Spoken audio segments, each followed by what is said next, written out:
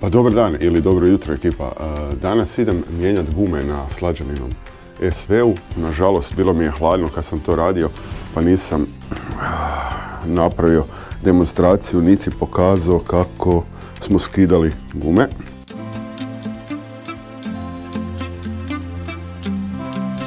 Ali bilo je vrlo jednostavno, znači stvarno tu nema nekakve mudrolije. Sad idemo prema vulkanizeru da odradimo promjenu guma. Već sam u auto natrpao stare gume, a kupili smo klasičan njihov. Mislim klasičan, onu preporuku što je bio Road Smart četvorku Dunlopicu, pa ćemo vidjeti kako to bude igralo čim bude malo ljepše vrijeme. Ok, neću dužit, idem natrpati u auto i teramo na promjenu.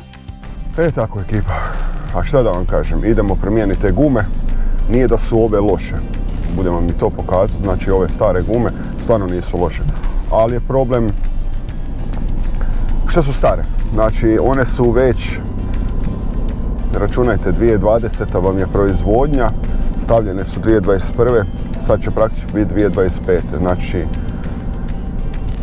neko ne bi mijenjao, s obzirom pogotovo kako se Slađana vozi, a bome i Patrik na njegovom motoru.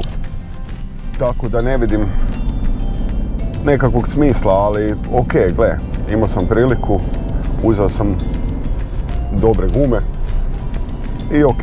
Idemo sad do vulkanizera, pa se nadam da dobar je dečko, stvarno ima i super radionu i radi onak moto gume, tako da stvarno i pazi da se felga ne ošteti, boja i svašta nešto. Pa ću, ako mi bude naravno dopustio, budem vam pokazao sve kako se to radi kod njega.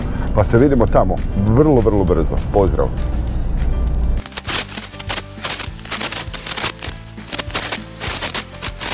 Nažalost je imao veliku gužvu tamo, pa nisam htio da snimam, jer stvarno je bilo dosta ljudi, pa da ne bude ne znam šta. Ali gumice su tu.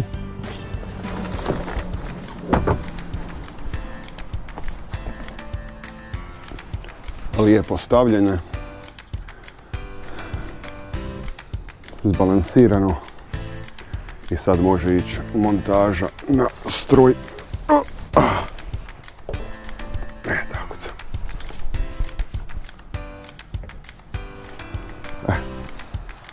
Budem vam pokazao kad budemo sastavljali, barem se nadam. Pa se vidimo kad krenemo montirati na motor. Pozdrav ekipa, evo nas u drugom danu. Danas će mi Patrik pomoći, kao i obično odradit će 95% posla. Idemo namontirati gume, idemo namontirati čeljusti, isto tako i na zadnjoj, pa se vidimo dok obavimo taj cijeli postupak. Namazali smo znači ovu osovinu koja ide kroz kotač. Čekaj da ja samo stavim odstojnik.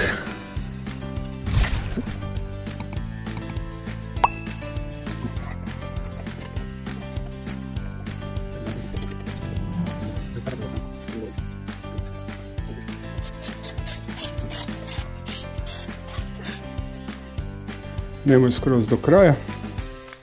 To ide na kilo ključ, pa ću vidjeti samo koji je. Vratit ćemo kočione čeljusti. I to ide na kilo ključ, pa ćemo onda dalje. Ok, Patrik je vratio kočnice. Njih isto ćemo stezati na kilažu. Moram samo vidjeti koji. Prednji kotač, znači prednji ovaj ide na 10 kila. Senzor si vratio. Ok, još samo senzor. Ovdje sam očistio. Ostojnik mi je išpao. Super. On ide tu. Ovo je očišćeno, zupci su još uvijek ok. I to je to. I onda idemo na zadnji. Zadnji će biti, mislim, veći problem nego prednji kotač.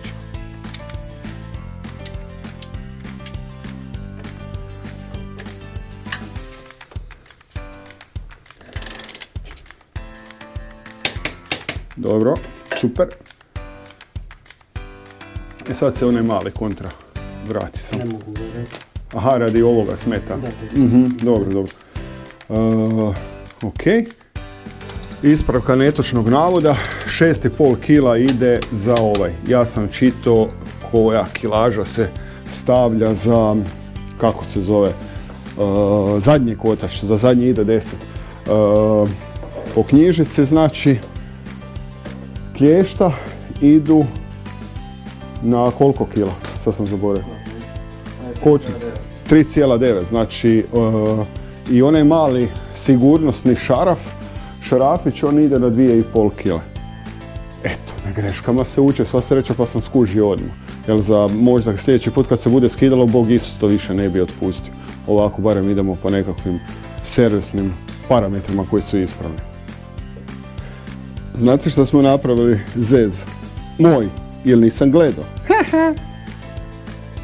Ako je ovdje senzor, šta nam fali ovdje?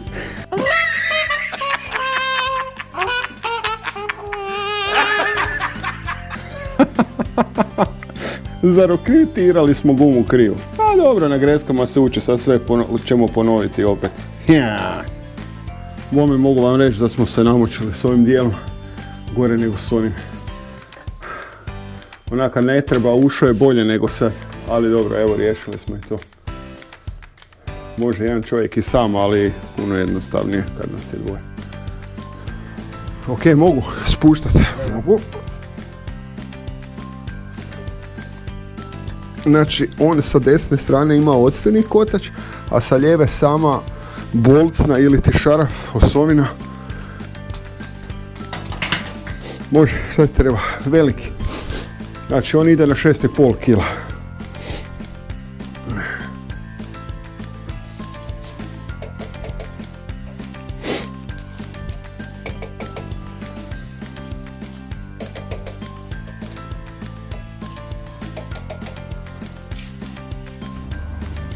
Ok, to smo napravili.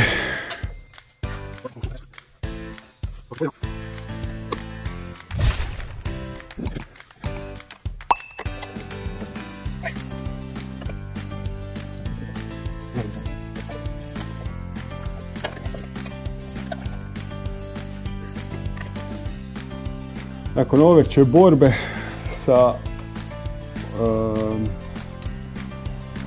osovinom, nazovimo to osovinom, ne nazovimo, nek to je osovina, bome smo se namučili sa zadnjim kotačem, nije baš sam to tak, ne, ali ok, uspjeli smo sad to napraviti, sad se prtljamo sa kočnicom i mislim da će to biti to. Nove šlape su gore, pa ćemo vidjeti ko će prvi probati i negdje ne sletiti. Evo nas ekipa, mi napokon gotovi. Sređeno, ali nećemo ići na probnu vožnju, nove gume su tu, škripe ko blesave.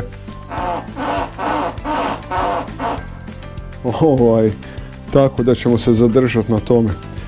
Neću više dužiti, nove šlape su gore, Patrik mi je odradio pola posla, vidimo se u nekoj drugoj avanturi, šarafanja, ne šarafanja, vidjet ćemo. Pozdrav!